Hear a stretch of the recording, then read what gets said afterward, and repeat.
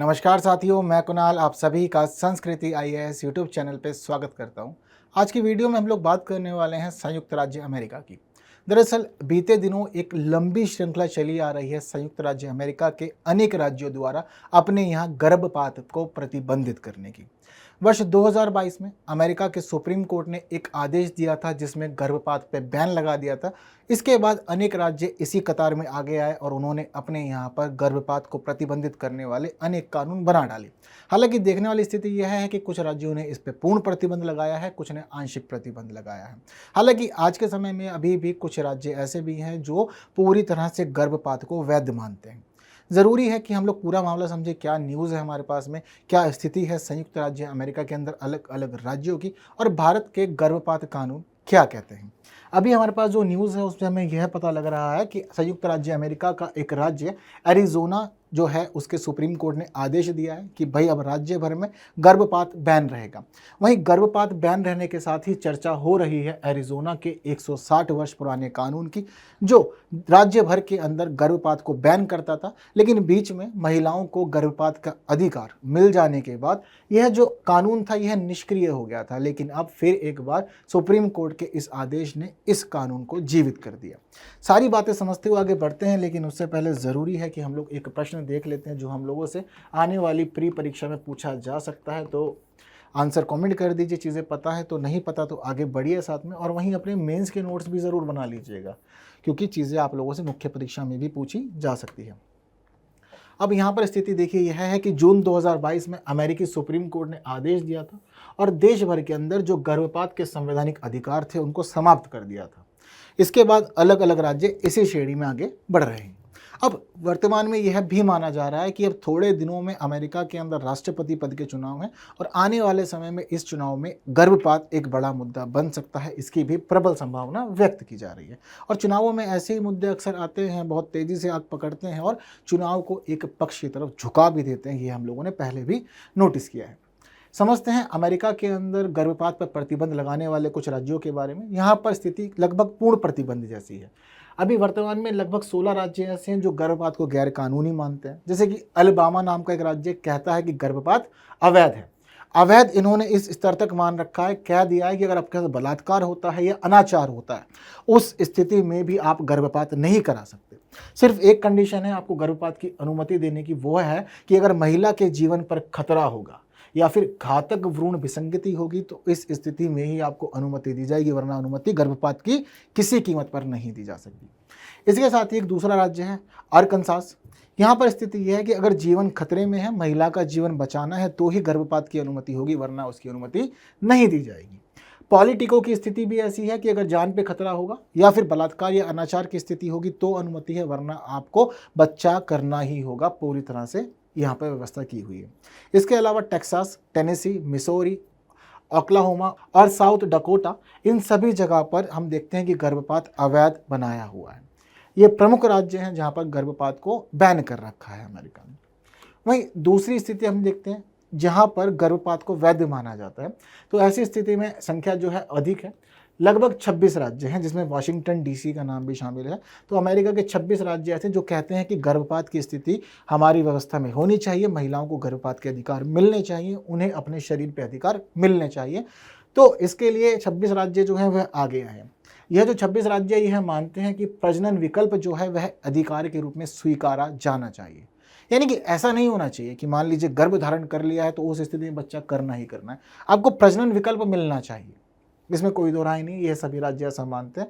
वहीं साथ साथ जब इन्होंने देखा कि वर्ष 2022 में सुप्रीम कोर्ट ने गर्भपात पर बैन लगाया था तो इन सभी राज्यों ने गर्भपात के अपने कानूनों में कुछ सुरक्षा प्रावधानों को जोड़ दिया गया था, जिससे कि व्यवस्था के अंदर चीज़ों का गलत उपयोग ना हो और साथ साथ एक अच्छी व्यवस्था सुनिश्चित की जा सके। यहाँ पर इन्होंने नोटिस भी किया था। अलास्का की स्थिति ऐसी है, कहता है कि आप अपनी गर्भावधि में कभी भी गर्भपात करा सकते हैं, किसी भी महीने में करा सकते हैं, कोई भी प्रतिबंध या कोई भी रेगुलेशन राज्य की तरफ से नहीं है।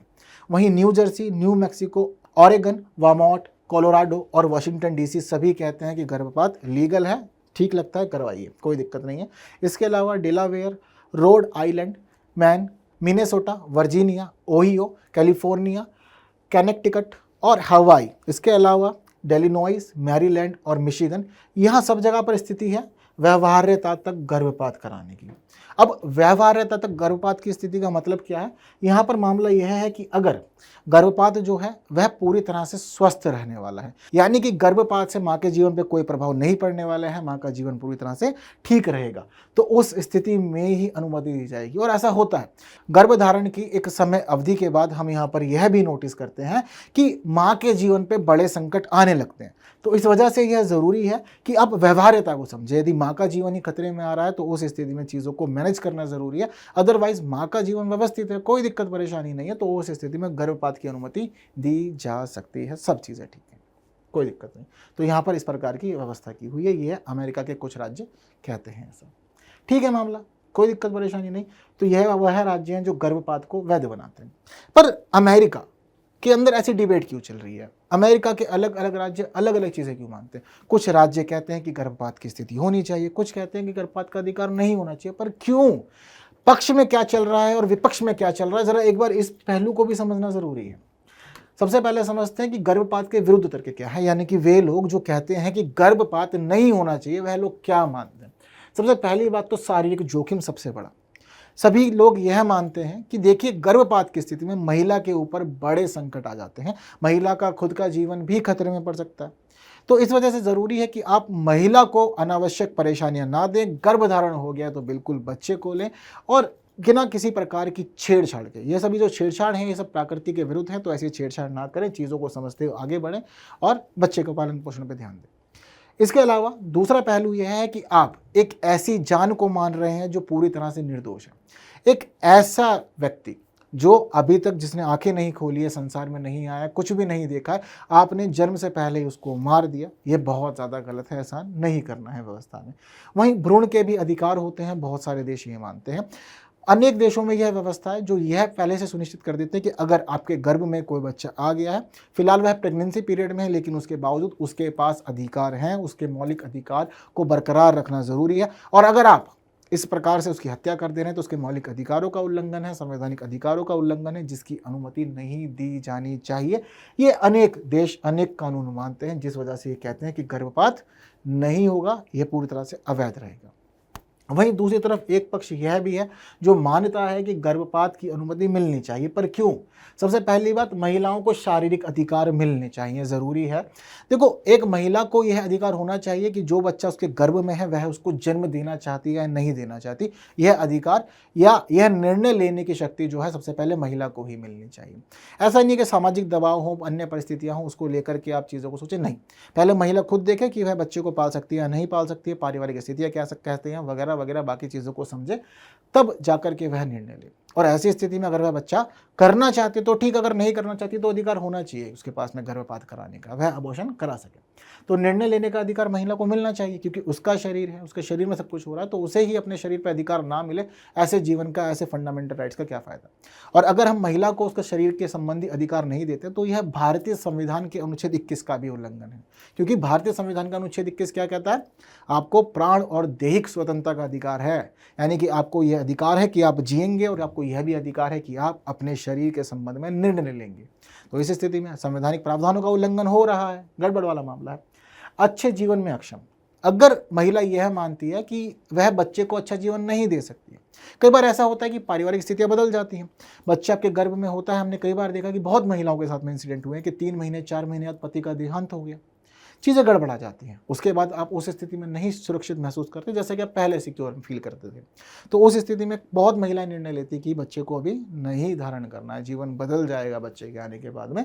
तो सोचते हैं कि अच्छा जीवन नहीं दे सकते, या फिर पारिवारिक स्थिति, आर्थिक स्थिति, ये सब चीज़ें भी मैटर करती हैं।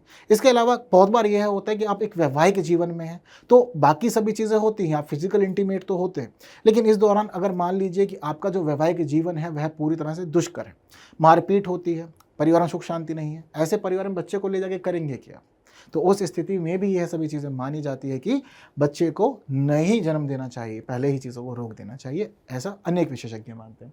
लैंगिक समानता, पुरुषों को सभी अधिकार हैं तो महिलाओं को क्यों नहीं? सभी निर्णय जिस प्रकार पुरुष की मर्जी से हो रहे हैं, महिला की मर्जी से भी होने चाहिए। बहुत बार भ्रूण विसंकेतें आ जाती हैं। ज़रूरी नहीं है कि हर बार जो गर्भ में बच्चा हो पूरी तरह स्वस्थ हो, और बहुत बार गड़बड़ होती है, चीज़ें देखी गई हैं, नोटिस हुई हैं। तो उस स्थिति में अधिकार होना चाहिए कि आप उस बच्चे को जन्म देना चाहते हैं या नहीं देना चाहते। अब एक ऐसा बच्चा जो मस्तिष्क रूप से स्वस्थ नहीं है, शारीरिक रूप से स्वस्थ नहीं है, अगर उसको जन्म देते हैं तो आप उसके जीवन को ही खराब करेंगे। ये भी अनेक विशेषज्ञ मानते हैं, तो कहते हैं कि चीज़ों को रोक दिया जाना ही बेहतर है। अनेक बार बलात्कार के मामले सामने आते हैं जहाँ पर महिला गर्भवती हो जाती है, तो चीज़ों को यहाँ पर भी रोक देना चाहिए। वहीं अगर कोई महिला अल्प आयु या अविवाहित रहते हुए गर्भवती हो जाती है तो भी चीज़ों को रोकने की अनुमति होनी चाहिए, यह भी स्वीकार किया गया है। मामला क्लियर है? तो पक्ष में तर्क क्या है, विपक्ष में तर्क क्या है, हमको पता होने चाहिए, क्योंकि जब आप लोग मुख्य परीक्षा में जाएंगे ना, तो मुख्य परीक्षा खास तौर पर तर्क वितर्क की ही होती है। सिर्फ एक साइड लिख देंगे तो अंक नहीं मिलने वाले। आपके जो डायमेंशन है ना, वो क्लियर होने चाहिए। अगर आपका उत्तर बहुमुखी है तो अंक भी बहु मिलेंगे, चिंता मत कीजिए। यहाँ पर मतलब अधिक से अधिक अंक आपको मिलेंगे, यहाँ पर दिक्कत लेने वाली कोई बात नहीं रहने वाली है। भारतीय स्थिति क्या है, जरा एक बार भारतीय स्थिति पर नजर मार लेते हैं। भारत में सरकार ने 1971 में ही कानून बना दिया था गर्भपात के लिए। मतलब भारत सरकार बहुत पहले ही समझ गई थी कि देखो भाई, महिलाओं को शारीरिक अधिकार मिलने चाहिए, गर्भपात का अधिकार होना चाहिए, यहाँ पर कोई रोक टोक नहीं होनी चाहिए। तो 1971 में ही कानून बना दिया था। हालांकि इस कानून को वर्ष 2021 में हमारी वर्तमान सरकार ने पुनः स्थापित कर दिया, यानी कि नए प्रावधान जोड़े। तो क्या क्या जोड़े, वर्तमान में क्या है हमारे देश में स्थिति, जरा समझते हैं। तो अभी वर्तमान में स्थिति हमारे यहाँ यह कहती है कि अगर आपका जो पीरियड चल रहा है प्रेगनेंसी का, अगर वह अंडर 20 वीक्स है, तो 20 सप्ताह के तहत जो आपका गर्भ चल रहा है, आपका जो भी स्थिति है प्रेगनेंसी की, आप उसमें एक डॉक्टर की परमिशन लेकर के अबॉर्शन करा सकते हैं। यह व्यवस्था है। अंडर 20 वीक प्रेगनेंसी है, एक डॉक्टर से परमिशन लीजिए, अगर अनुमति मिल जाती है तो आप अबॉर्शन करवा लीजिए। डॉक्टर से तो अनुमति लेनी ही पड़ेगी ना, कराओगे तो हॉस्पिटल में ही जा करके, तो इसलिए ज़रूरी है कि एक डॉक्टर इजाज़त दे दे। वहीं प्रेगनेंसी का पीरियड आपका बढ़ गया है, मान लीजिए 20 हफ्ते से ऊपर है, लेकिन आप 24 हफ्ते से नीचे हैं अभी, तो उस स्थिति में आप 2 डॉक्टर्स से सलाह लीजिए। अगर वह अनुमति दे देते हैं तो उस स्थिति में आपको अबॉर्शन की इजाज़त रहेगी। अभी तक 24 हफ्ते की स्थिति है। हालांकि हमारे देश में यह भी कानून है कि 24 सप्ताह के बाद भी आप अबॉर्शन करा सकते हैं, लेकिन यह सभी मामले विशेष परिस्थितियों में ही अनुमति देते हैं। तो विशेष परिस्थिति है, 24 सप्ताह के बाद भी आपको अनुमति मिल जाएगी। मेडिकल बोर्ड के माध्यम से आप चीज़ों को आगे बढ़ा सकते हैं, यह भी व्यवस्था।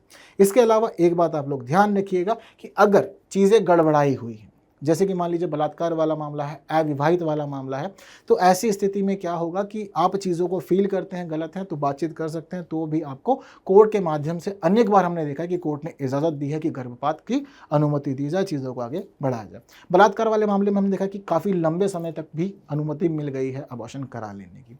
ठीक है, तो यह सारा का सारा मामला है। और कभी भी पूरे के पूरे पीरियड के अंदर प्रेगनेंसी का ऐसा पाया जाता है कि प्रेगनेंसी की वजह से माँ के जीवन पे खतरा है, तो उस दौरान आप किसी भी अवस्था में अबॉर्शन करा सकते हैं। माँ के जीवन को कानून में प्रायोरिटी दी गई है, तो प्रायोरिटी मिलने की वजह से किसी भी पीरियड में ऐसा लगता है कि माँ के जीवन पे खतरा है, तो बिल्कुल चीज़ों को आप रोक सकते हैं। इसकी अनुमति भी हमारे इसी कानून में दी गई है। इस कानून को कहते हैं MTP, यानी कि medical termination of pregnancy act. 2021 का यह आज के समय में कानून है, जिसके अकॉर्डिंग सारी व्यवस्था हम लोग हमारे देश में कर रहे हैं। 2021 में यह कानून लागू हुआ था देश भर में। ठीक है, चीज़ें क्लियर हैं, उम्मीद करता हूँ यहाँ कोई डाउट नहीं होगा, चीज़ें क्लियर हो गई होंगी सारी। इसी के साथ एक प्रश्न जो आप लोगों को शुरुआत में दिखाया था, अब आप लोग इस प्रश्न का उत्तर देने में सक्षम हैं, तो जल्दी से आंसर कमेंट कर दीजिए। अपने मेंस के जितने भी आपके नोट्स हैं तैयार कर लीजिएगा, इसके अकॉर्डिंग एक अच्छी डिबेट रखिएगा ताकि आप लोग को दिक्कत परेशानी ना हो। और इसके साथ ही आप लोग वीडियो को बाकी साथियों तक ज़रूर शेयर कीजिएगा, क्योंकि इन्फॉर्मेशन अच्छी है। और साथ ही वीडियो को लाइक के बिना नहीं जाइएगा। बाकी आप लोग को प्रश्न का उत्तर भी चाहिए होगा, तो देखिए आप लोग की स्क्रीन पर है। उम्मीद करता हूँ कि यहाँ पर आपको कोई दिक्कत परेशान नहीं होगी। बाकी बातें हम लोग अगली वीडियो में करेंगे कुछ नए विषयों के साथ। तब तक के लिए विदा दीजिए। Thank you so much.